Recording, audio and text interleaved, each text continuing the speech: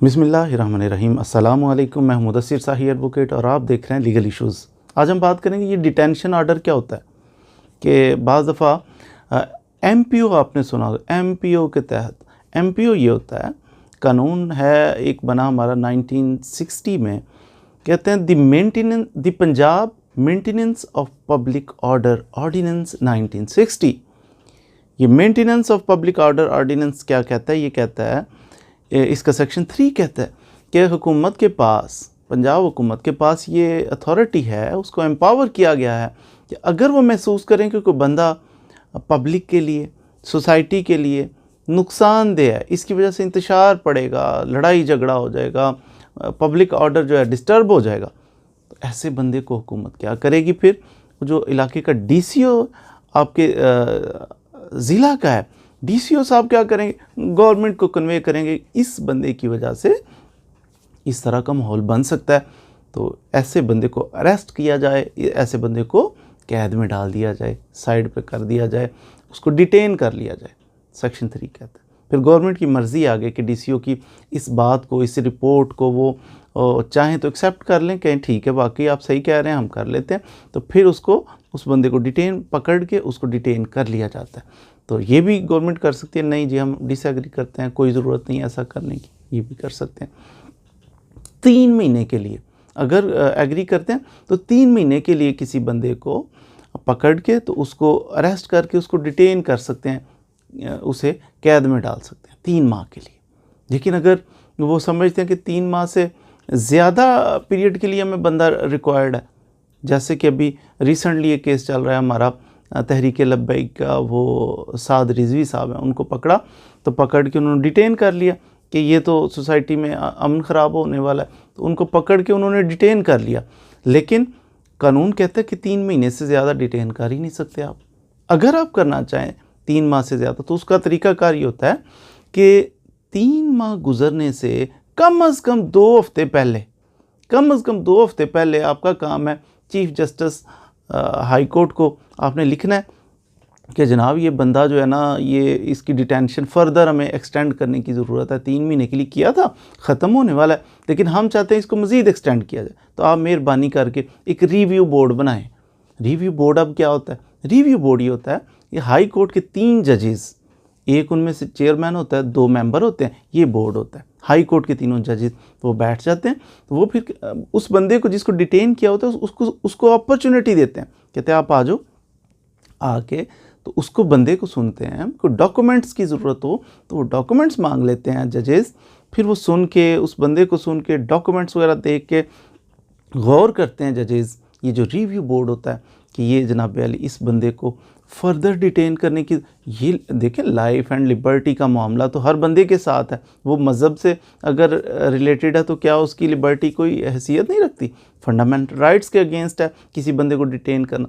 तो लेकिन अब इसको इतने लंबे पीरियड के लिए मना किया गया कि आप नहीं कर सकते, 3 माह सफिशेंट है। लेकिन 3 माह से ज़्यादा अगर आपको कोई टेंशन है कि आप ज़्यादा ही उसे अंदर रखना चाह रहे हैं, तो रिव्यू बोर्ड पे ये सारे डॉक्यूमेंट्स देखेगा, तो 3 जजेस बैठ के तो उस बंदे को भी सुन के देख के फ़ैसला करेंगे कि इसको फर्दर करना है या नहीं। अगर सपोज़ रिव्यू बोर्ड भी कहता है, ये अभी जो रिसेंट केस है इसमें रिव्यू बोर्ड ने कहा था कि नहीं ज़रूरत ही नहीं है, क्यों एक्सटेंड करें जी, ठीक है इतनी देर आपने उसे अंदर रखा है, फर्दर इसको तो हम नहीं समझते कि ज़रूरी है।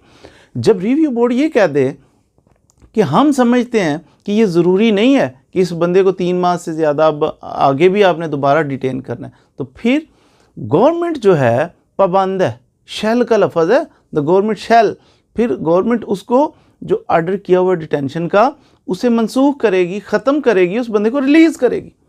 तो ऐसा ही हुआ रिसेंट केस में भी जो आजकल चल रहा है, इसमें भी साद रिजवी का, उन्होंने रिव्यू बोर्ड ने कहा कि हम नहीं समझते कि ज़रूरत है इस बंदे को फर्दर डिटेन करने की, डिटेन ही किए रखना है इसे हमेशा।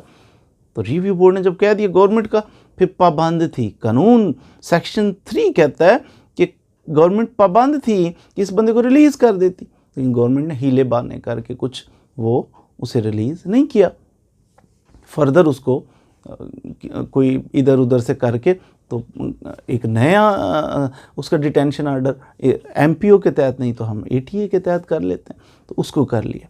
तो जब रिव्यू बोर्ड, हाई कोर्ट के 3 जजेस कह दें कि नहीं फर्दर इसको डिटेन नहीं करना, तो फिर नहीं करना, फिर उसको रिलीज़ करना बनता था। एनी हो, तो रिव्यू बोर्ड अगर ये कहता है कि नहीं इस बंदे को फर्दर डिटेन करना चाहिए, इस सोसाइटी के लिए अमन ख़राब करने वाला है, फिर इन केस अगर रिव्यू बोर्ड ये कह देता है, फिर रिव्यू बोर्ड साथ ये भी करेगा कि 3 महीने से तो उसे रखा हुआ है, फर्दर भी हमारा भी ओपिनियन यही है कि 3 माह से ज़्यादा इसको रखा जाए, फर्दर रखा जाए।